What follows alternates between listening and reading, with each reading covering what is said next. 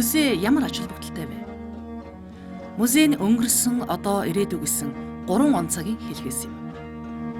Бидний өвөг дээдсийн үлдээсэн түүхэн үзмэрийг харж, сонсож, үзэж, тайлбарлуулан өнгөрсөн үетэйгээ гүнзгий холбогдож, тэдний амьдарч байсан үе рүү очсон мэт мэдрэмжийг мэдрэх боломжтой газар бол музей юм.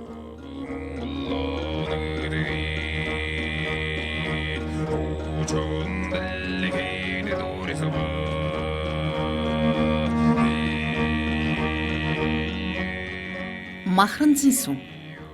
Ордны хамгийн ихний сүмт бол үүдний дээр баясгалан луугаар тойруулж жимсэн хөх модон самбарт санскрит, ланс, соёмб, төвд, монгол, манж, хятад алтан үсгээр бэлгийг хөгжүүлэн бадруулагч сүм хэмээн ордны нэрийг бичижүүлгэжээ.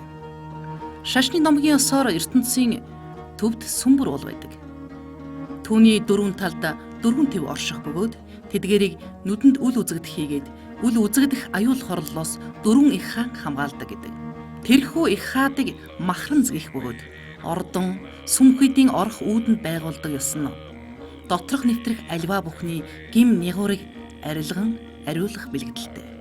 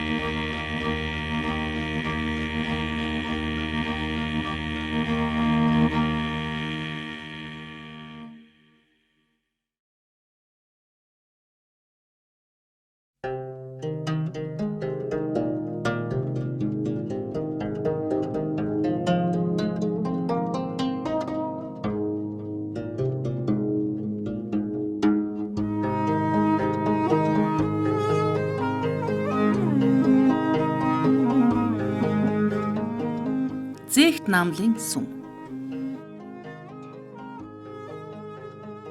Монгол уран ухааныг гайхуулсан Зээгт наамлын урлаг 19-р зууны сүүл 20-р зууны эхээр шүтэн зургийн урлалтай өрсөлдөж, зарим талаараа ноёлох шинжтэй болсон. Учир нь энэ аргаар урлсан бурхны дүрслэл, өнгө зохилдолгоо, зураас нь бүх талаараа уран зурагтай адил мэт боловч урлаачид үндсэн зураг гаргасны дараа будахын оронд торго, хоргойг өнгө зохицуулан нааж, алтан мөнгөн утсаар зээглэж, улмаар шүр, сувд, оюу зэрэг чулууг шигтгэн торгон зээгээр өнгө ялган бүтээжээ. Монголын шүтэн урлагын ухааны нэг дэг сургууль болох их хүрээний сургуулийн даамал андуунаар аймгийн зураач Хасгомб, Тавхай, Тамжав нарын удирдлага доор гэгэн сангийн 24 уран гатамжлчдын уралсан маш нандин торгон зургаас дээжлэн дэлгэжээ. Зээгт наамл нь хүннийг үеэс уламжлагдсан урлаг бөгөөд бурхны шашин дэлгэрсэнтэй холбогдсон хөгжлийнхөө оргилд хүрсэн түүхтэй. Энэхүү урлаг нь аян замдаа эдэлгээ даах, урт удаан жилээр хадгалах боломжтой тул нүүдэлчин монголчуудын дунд ихэд дэлгэрчээ.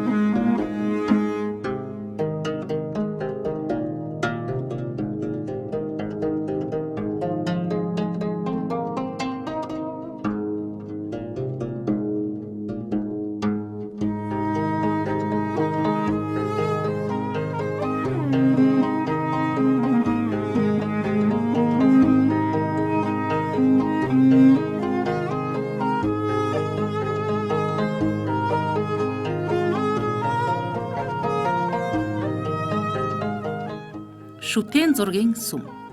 Танка хэмээх алдаршсан урлагийн ухааны нэгэн төрлийг монголчууд шүтэн зураг хэмээн нэрийддэг. Энэ урлал нь Монголд 18 дугаар зууны үеэс эрчимтэй хөгжиж 20 дугаар зууны ихэнх үед нүүдэлчин соёл иргэншлийн онцлог тохирсон дөрв төрх өн аястай болсон. Монголын алдартай урчууд гол төлөв хүрээний 30 аймаг төвлөрч Бурхны шашны урлагийн ухааныг хөгжүүлэн шүтэн зургийг дүрслэл илэрхийллийн олон аргаар бүтээн төрөвж байсан. Шүтэн зургийг нагтан буюу хар дэвсгэрт, мартан буюу улаан дэвсгэрт, сертан буюу шар дэвсгэрт, гартан буюу цагаан дэвсгэрт хэмээн дэвсгэрийн өнгөөр ялган бүтээдэг. Энэ сүмд бидний үед уламжлагдан ирсэн бурхан урлалын ойхулсан бүтээлүүдээс дэлгэн үзүүлж байна.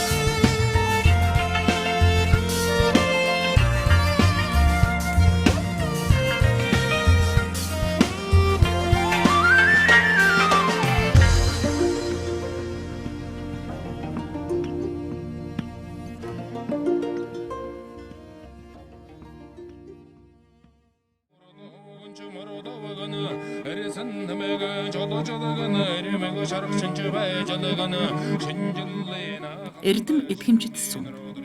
Энэ сүмд жил бүр зуны сүүл сард 40 галав хийдээс 16 лам залгдан ирж, богд гэгэний нас буйны мөрд зориулан тус сүмийн гол тасалгаанд найдан чог хэмээх номыг хурдаг байлаа.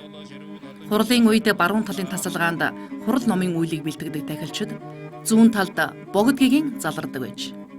Эдүгээ энэ сүмд хурал ном хурах үед ашиглаж байсан шашны хөгжмийн зэмсэг, адис өгөх зориулт бүхий сунтаг тэргүүтэй эд зүйлсийг дэлгэн үзүүлжээ.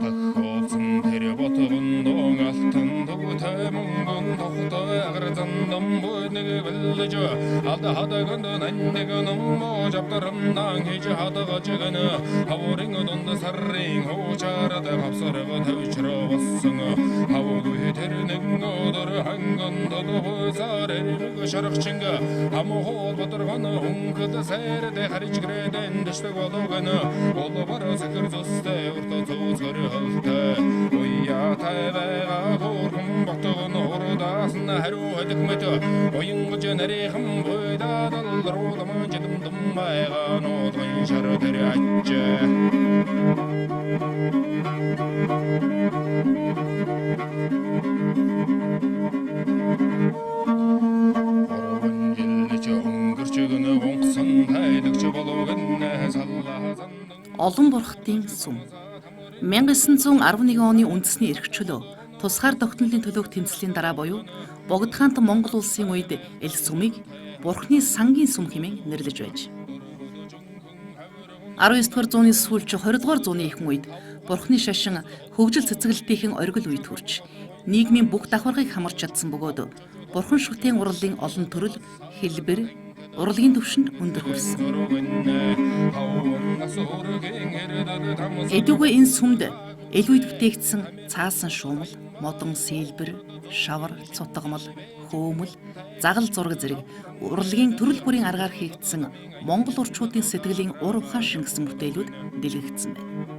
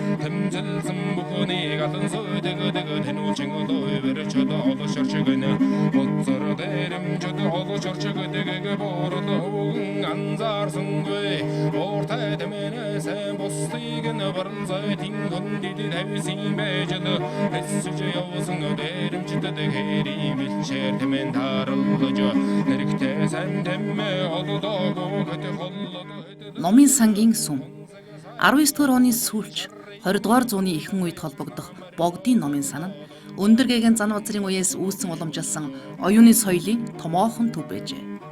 Богдын номын сан Монгол, Төвд, Санскрит, Манж, Хятад хэл дээр бичсэн олон бодис судрууд байсан. Үүнд буддын мэдлэг ухааны тал бүрийн дотоод, дуун, урлах үе, тэжээх үе, учир шалтгааны ухаан, мөн одон орон судлал, зурхай, түүх шаштрын зэрэг салбар бүрийн ном судрууд байсан тухай баримт тэмдэглэгдэн үлджээ.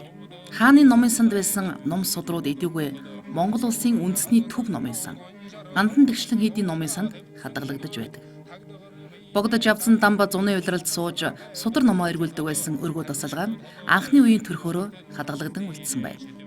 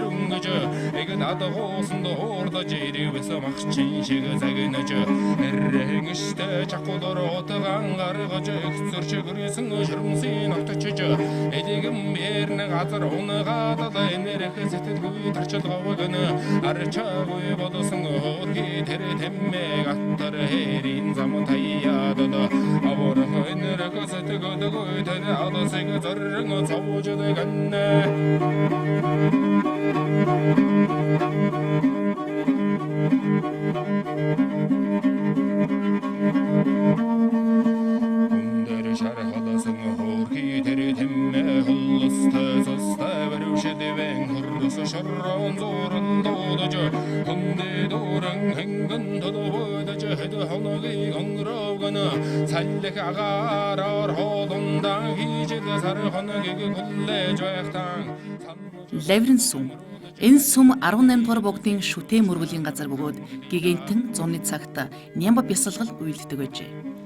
Эдүгээ энэ сүм дотор Монголын анх дугаар богд өндөр гэгийн зан узрын хөрөг баримл, түүний мутраар бүтсэн ногоон дарих тэргүүтэй 21 дарих, мөн тэрний дэг сургуулаар бүтээсэн бурхан шүтээнүүдээс дээжлэн дэлгэжээ. Анх дугаар богд өндөр гэгийн зан узар Тэрээр гүн ухаан, гоо сайхан, бодис сэтгэлийн илэрхийлэл болсон цутгамал, баримл, зурмал, хөөмлийн олон сонгодог бүтээл туйрвсан урлагын ухааны сод авьяастан бөгөөд өөрийн гайхамшигт бүтээлээрээ бурхан урлалын тэтийг бодит гоо сайхантай нийцүүлэн бие лагшны сонгодог харьцааг урлагт бий болгож чадсан уран бүтээлч юм. Тэрээр хөрөг баримлуудаа хүрлээр нэгэн бүхэл цул атлаа хөндөй цутгаж алтаар шарсан хийгээд хэвээсээ их биетэйг хамт зутгахтан гарсан иж бүрэн гоёл чимэглэлийг хөөмөл цоолбрын аргаар тодруулж ялангуяа тэдгээрийн ниймгийн торгомсог хувцсны хээ угал зэргийг урлагийн өндөр түвшинд бүтээснээрээ дэлхийд алдаршжээ.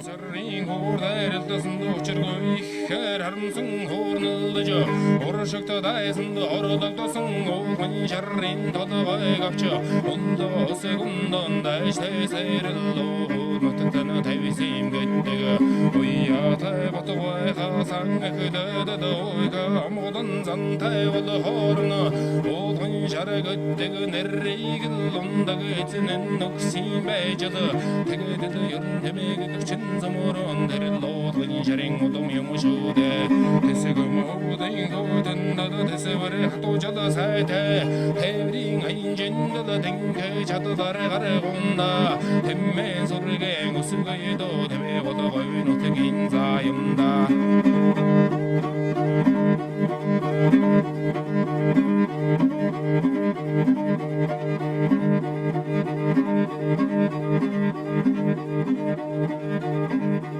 Ирээдүйн хууч маань өнгөрсөн үеэ илүү сайн ойлгосноор нийгмийн үнэт зүйлс алдагдaltaгүй. Үеэс үед өвлөгдөж, өв соёлыг хадгалсан түүхэн дурсах газар бол музей.